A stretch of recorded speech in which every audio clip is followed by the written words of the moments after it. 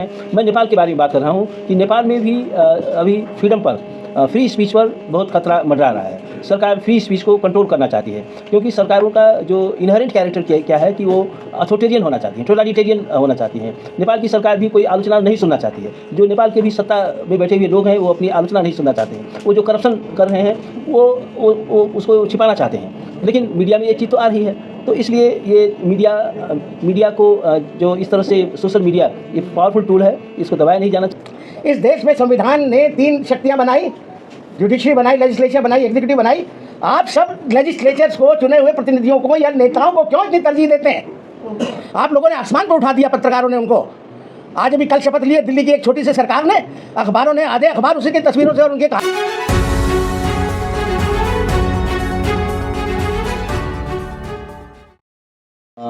Senior advocate supreme court of Nepal.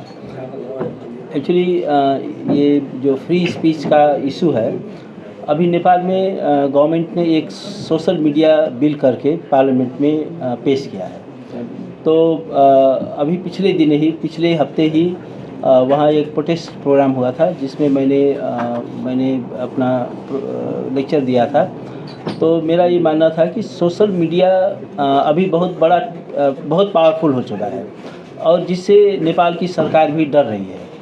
तो social media को इसको नियंत्रण करना चाहती है, क्योंकि जो आवाज़ मुखरित हो रहे हैं सोशल मीडिया के मार्फत से, और जिससे सरकार से सवाल पूछे जा रहे हैं, सरकार को अकाउंटेबल बनाने की कोशिश हो रही है, और सरकार इस चीज़ को पसंद नहीं करती है। क्योंकि यदि भ्रष्टाचार होता है तो नेपाल की सोशल मीडिया में ये सवाल उठता है। यदि वहाँ यदि मिसयूज होता है, पावर का एब्यूज होता है, तो नेपाल के सोशल मीडिया में प्रमुखता के साथ, प्रखरता के साथ ये सवाल उठता है। कभी कभार क्या होता है कि जो मेन स्ट्रीम मीडिया होता है वो इस चीज़ को नहीं उठाता है, लेकिन सोशल मीडिया तो बहुत पावरफुल है। एक आम किसान भी सोशल मीडिया यूज करता है, मजदूर भी यूज कर सकता है। आप जब तक एक बहुत बड़े नेता नहीं होंगे या बहुत बड़े बुद्धिजीवी नहीं होंगे, तब तक आपका इंटरव्यू तो नहीं छपेगा। लेकिन एक आम आदमी भी सोशल मीडिया में अपनी बात रख सकता है, अपनी आवाज़ को पहुंचा सकता है। तो सोशल मीडिया की जो पावर है, इससे नेपाल की सरकार भी वाकिफ़ है।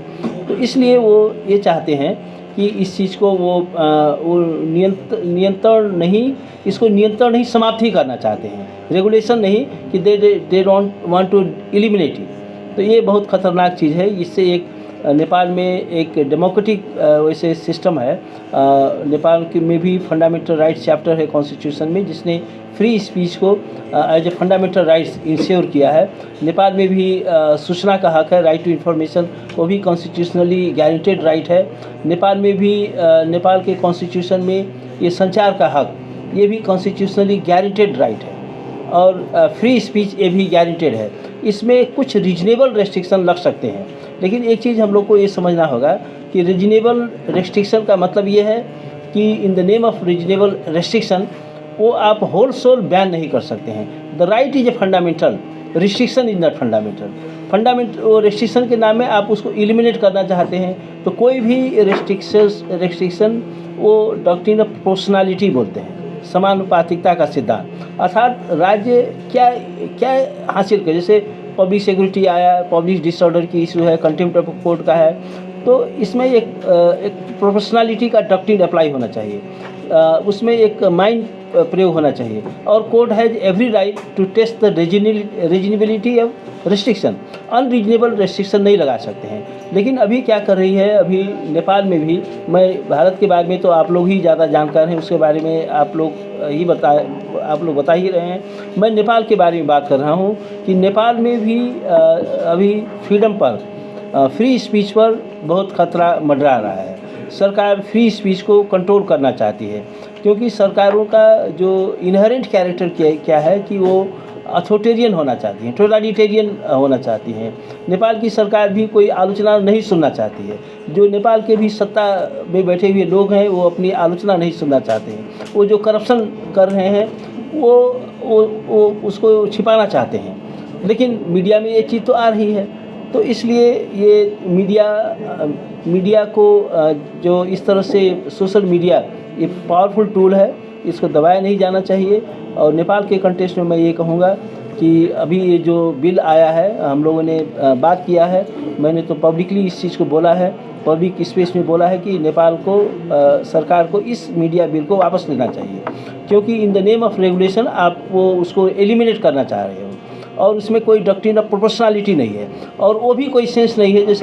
जैसे एक होता है एक होता है प्रोटेक्टेड स्पीच और अनप्रोटेक्टेड स्पीच। ऑफ कोर्स कोई स्पीच के नाम में गाली गलौज बक रहा है, अश्लीलता फैला रहा है, of course that can be regulate, लेकिन कोई सरकार की आलोचना करता है, सरकार का में बैठे हुए लोग जो करप्शन कर रहे हैं उसको एक्सपोज करता है, तो that is a protected speech. उस स्पीच को आप कंट्रोल नहीं कर सकते हैं, क्योंकि citizen have every right to make the government accountable. सरकार को अकाउंटेबल कर बनाने का सवाल पूछने का अधिकार नागरिक को है। तो मैं नेपाल के कंटेस्ट में इतनी बात रखा। मैं मल्लिक जी को मैं तहे दिल से धन्यवाद दूंगा कि मुझे नेपाल के कंटेस्ट में भी कुछ बातें रखने का मौका मिला। लेकिन एक ही चीज़ मैं कहूँगा कि ये जो फ्रीडम है, freedom is not free. Freedom के लिए लड़ना भी पड़ता है, फ्रीडम के लिए आवाज़ भी उठाना पड़ता है, फ्रीडम के लिए सेक्रीफाइस भी करना पड़ता है। तो ये सरकारें कभी भी नागरिक की जो स्वतंत्रता है उसको ऐसे ही गिफ्ट के रूप में नहीं देना चाहती हैं।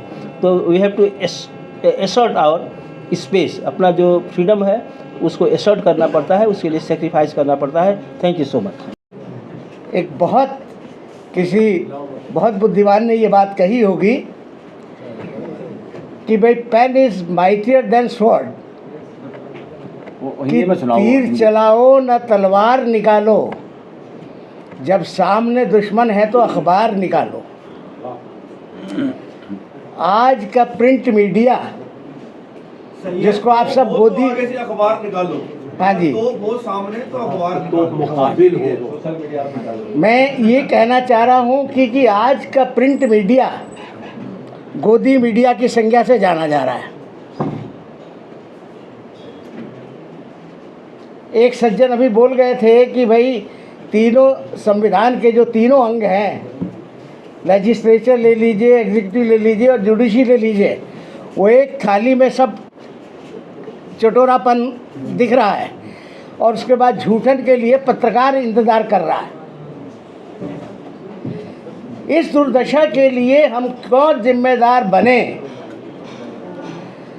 आप लोग, मैं बहादुर कहता हूँ, आपको वीर कहता हूँ, बिना किसी प्रोटेक्शन के, बिना किसी लॉ के आप लोग जो अपनी बातों को, समाज की बातों को और जो यहाँ पर अत्याचार और गैर कानूनी काम हो रहे हैं उसके विरुद्ध आप एक आंदोलन चला रहे हैं।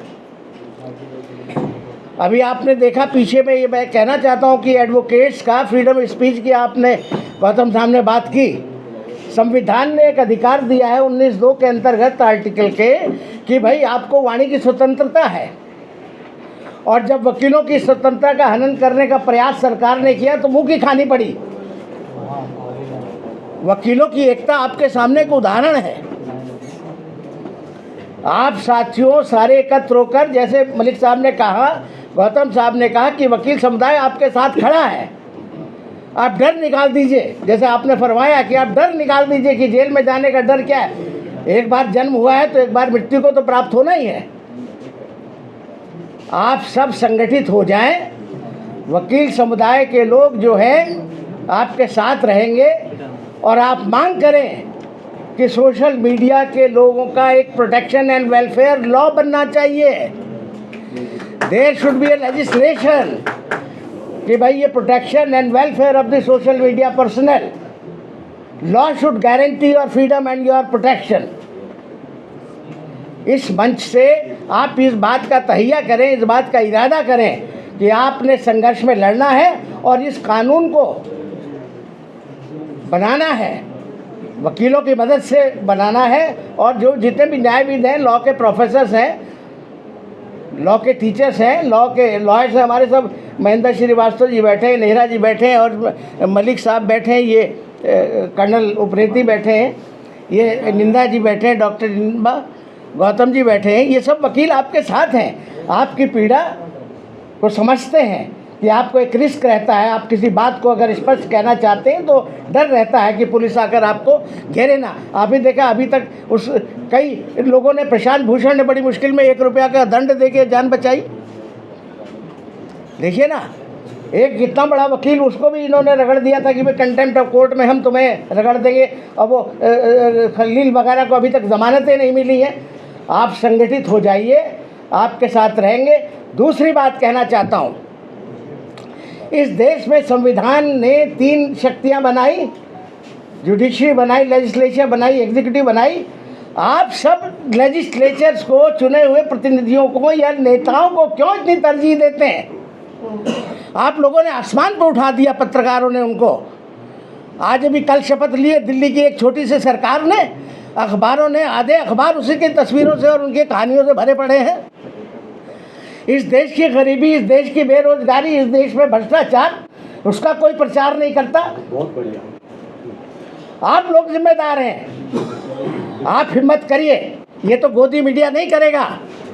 आपको जन सामान्य के सामने ये बातें रखनी पड़ेंगी और आप आंदोलन चले हर बात का। जिस तरह जहाँ भी किसी प्रकार अन्याय हो रहा है, आज भी देखिए को घोड़ी पर से उतार कर, अभी कल परसों की खबर है, बारात नहीं चढ़ने दी, है ना। तो मैं कह रहा हूँ कि आज जब स्वतंत्र भारत में जब अमृतोत्सव मना रहे हो, ये मना रहे हो, यहाँ समाज के लोगों में आपने बंटवारा कर दिया, हिंदू मुसलमान में बंटवारा कर दिया आपने। इन चीज़ों को शोषित समाज कहिए आप। हाँ, मैं इस बात को जोर देना चाह रहा हूँ, आपकी जिम्मेदारी आज करना चाह रहा हूँ कि आप इन समस्याओं को, देश की जो भी समस्या है, सामाजिक समस्याएं हैं, आर्थिक समस्याएं हैं, न्याय से संबंधित समस्याएं हैं, इन सबको उठाइए। हम लोग आपके साथ रहेंगे। मैं मलिक साहब मुझे कह रहे हैं मैं अपनी वाणी को विराम दे दूँ, तो मैं अंत में